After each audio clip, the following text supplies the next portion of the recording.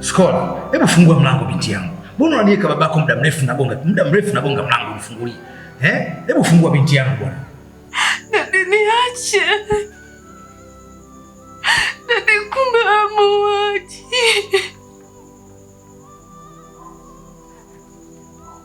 Dadi kijana tukakukosea nini? Mbona unakuwa muuaji?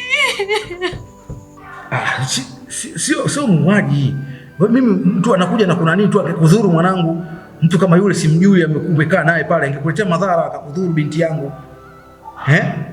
Nimefanya kitu kama kile kwa kuepushiria wewe ili uwe salama binti yangu. Skola, hebu fungua basi binti yangu mlango bwana. Niache. Hamna bwana, hebu fungua bwana. Fungua bwana. Usifanye hivyo. Sawa binti yangu. Wewe ni binti yangu pekee, njoo tuzungumze vizuri hapa. Njoo mama, njoo. Dadi niache. Wewe sio babangu kabisa. Babangu hakuwa hivyo. Baba muuaji. Hapana, babako sio muuaji. Nilifanya hayo kwa ajili ya kukunusuru binti yangu. Mzazi yoyote anapoona mwanae yuko kwenye hatari, basi atafanya njia aina yoyote ili mradi kumnusuru mtoto wake. Ndiyo mimi baba yako nilichoamua kukifanya hicho. Binti yangu. Niache. Sitaki. Niache baba. Baba gani muuaji? Kijana watu wamekukosea nini? Kwa nini umpige risasi?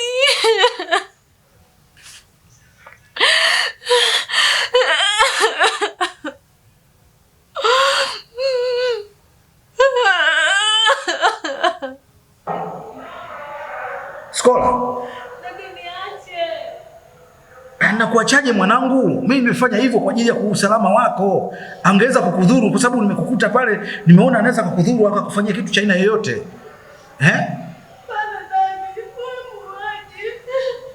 Mimi sio muuaji, nimetafuta usalama wako mwanangu, kukulinda wewe binti yangu. Unanifanyaje hivyo?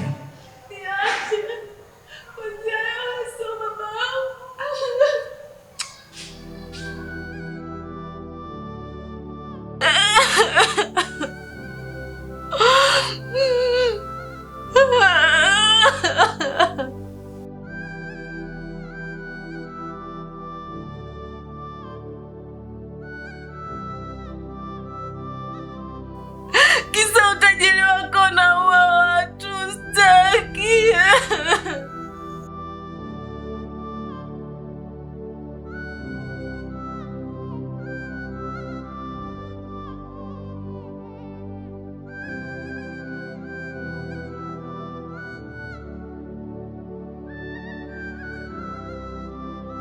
Nesi, njoo mara moja.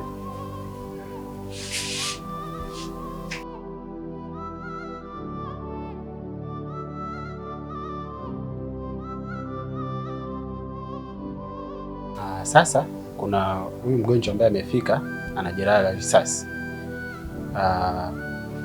Kulingana na hali yake na anahitaji matibabu ya haraka, naomba unitie ndugu zake ili niweze kuongea nao. Sawa. Fanya haraka.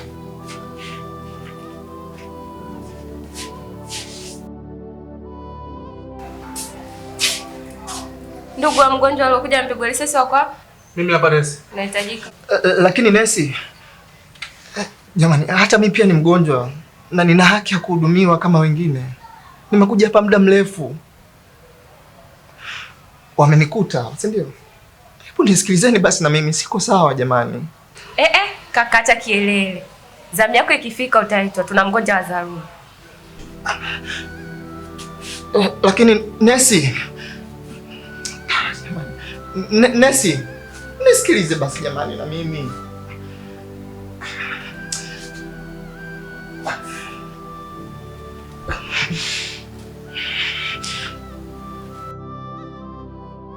Habari ya saizi kijana? Salama daktari. Kwa majina anaitwa Dr. Kim. Mimi ndo nimempokea mgonjwa wako na ninahusika kumshughulikia changamoto ambayo ameipata. Kwanza poleni sana. Asante sana. Sasa mgonjwa wako amefika hapa kwetu akiwa ana jeraha la risasi kwenye mfupa wa paja. Jeraha hilo limemsababishia kutokwa na damu nyingi sana. Kwa hiyo huduma ya dharura ambayo amepatiwa ni kwa ajili ya kuzuia damu zisiendelee kutoka nyingi. Sasa basi, nimekuita hapa ili tuweze kuzungumza kuhusiana na matibabu ya mgonjwa wako. Cha kwanza, mgonjwa wako anahitaji vipimo. Mgonjwa anahitaji kipimo cha X-ray ambacho hicho kitaonyesha jeraha la mfupa wa paja, kama mfupa umevunjika ama la. Unanielewa mpaka hapo? Lakini pia kuna vipimo vya damu. Baada ya hapo sasa atahitajika kwenda operation. Na operation pia itategemea kama ni operation ya kutoa risasi tu ama tunahitaji kurekebisha mfupa kama umevunjika, ambavyo tunaweza kukaweka vyuma, ama kama mfupa hauna shida basi tukamshona na tukamrudishia akaendelea na maisha ya kawaida. Kwa hiyo cha msingi hapa kinachohitajika ni hela. Kwanza utahitajika kuwa na 500,000 ya haraka hapa ili tuweze kuanza huduma ya mgonjwa wako. Si umenielewa? Lakini dokta, sio ndugu yangu. Mimi nimefanya msaada tu wa kumsaidia kumleta mpaka hapo hospitali. Sasa ndo maana nilivyoita ndugu, nilitegemea atakuja ndugu yake ili tuweze kumhudumia. Nadhani bila hela hapa atapata matibabu. Ndugu yake yupo nje pale. Labda unipe muda nikakuitie. Muite sasa hivi, namsubiri hapa. Sawa.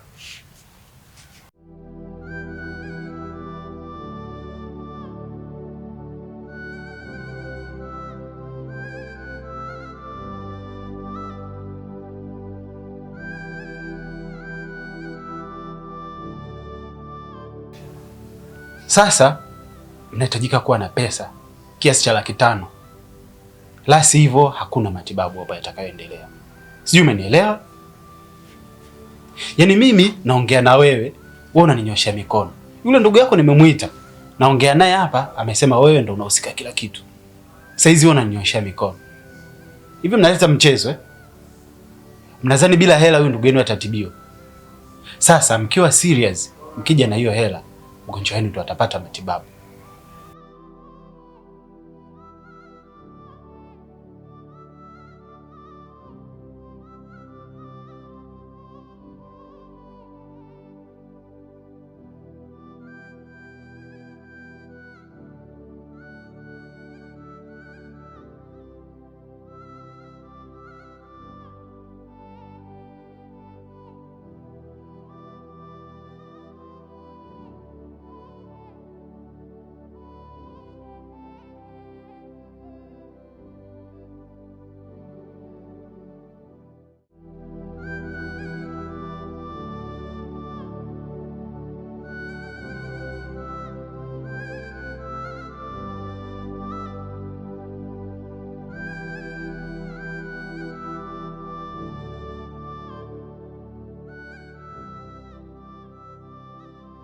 Jamani, mnakanyaga biashara zetu jamani, kumsudharau namna hii. Hizi ni dharau jamani. Unakanyaga biashara yangu huku. Jamani, wateku, mnaendesha gari jamani. Mnakanyaga biashara yangu huku. Msudharau namna hii jamani. Hii ni biashara tunakula kwa ajili hii.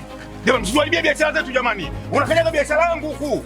Unakanyaga biashara huku bwana. Unaniharibia biashara mama. Mimi si sawa na baba yako tu mwanangu. Ndio unagonga gari yangu kisa maembe. Nafanya biashara, na biashara za watu mama. Biashara kitu gani? Ndio unagonga gari kwa kisa maembe. Eh? Wewe una akili? Utu uzima wako wote ulioishi duniani akili una? Utachanganya milioni 62 na hizi takataka za 1,000? We mzee wewe. We mzee. Sitaki shida za kimaskini mimi. Sitaki mazoea na maskini, usinzoee. Ni biashara yangu binti.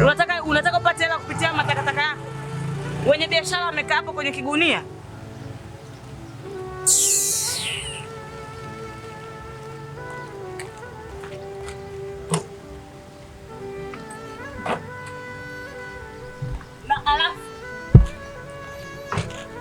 Usije ukanizoea tena. Siku ukiniona napita hapa hivi, ukae mbali na mimi. Sitaki mazoea kabisa na maskini. Umenielewa eh? Ulijua unaweza ukapata hela kupitia matakataka yako hayo. Gonga gari.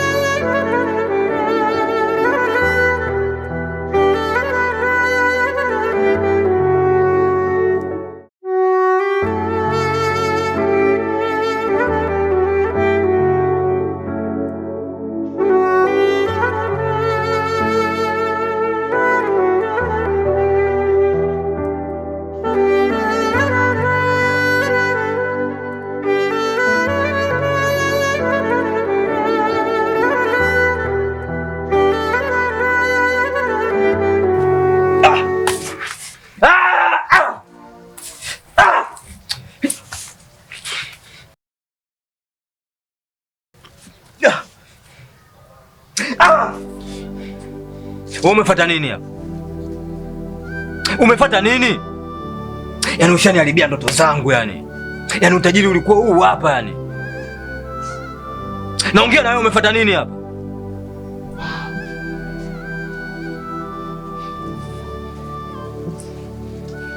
Nini?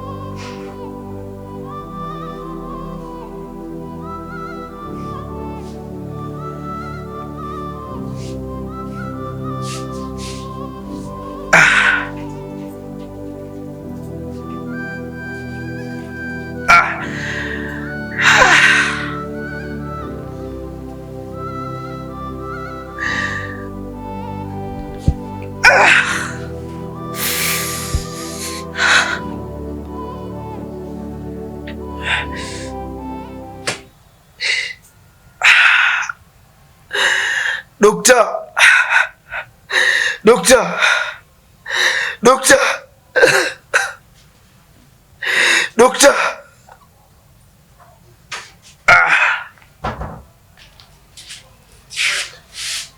We kijana, acha hizo kelele. Si umenielewa? Yaani unadhani hospitali nzima uko mgonjwa peke yako? Dokta, naumia dokta. Yaani ndugu zako tumewaita hapa, wote wameondoka. Hakuna ambaye ameleta hela kwa ajili ya kupata matibabu. Hivyo nadhani haya matibabu yote ni bure. Dokta, naomba unisaidie dokta. Naomba nipo chini ya miguu yako ndugu yangu, nisaidie, mguu unaniuma. Nichome basi hata sindano ya ganzi dokta. Hiyo sindano ya ganzi unadhani unapata bure? Dokta, naumia. Hii ni hospitali, kila kitu ni gharama. Sijui umenielewa? Dokta, naomba unisaidie ndugu yangu. Sina msaada mwingine zaidi yako ndugu yangu. Nisaidie hata sindano tu ya ganzi kaka, naumia. Sawa, nisubiri nakuja sasa hivi.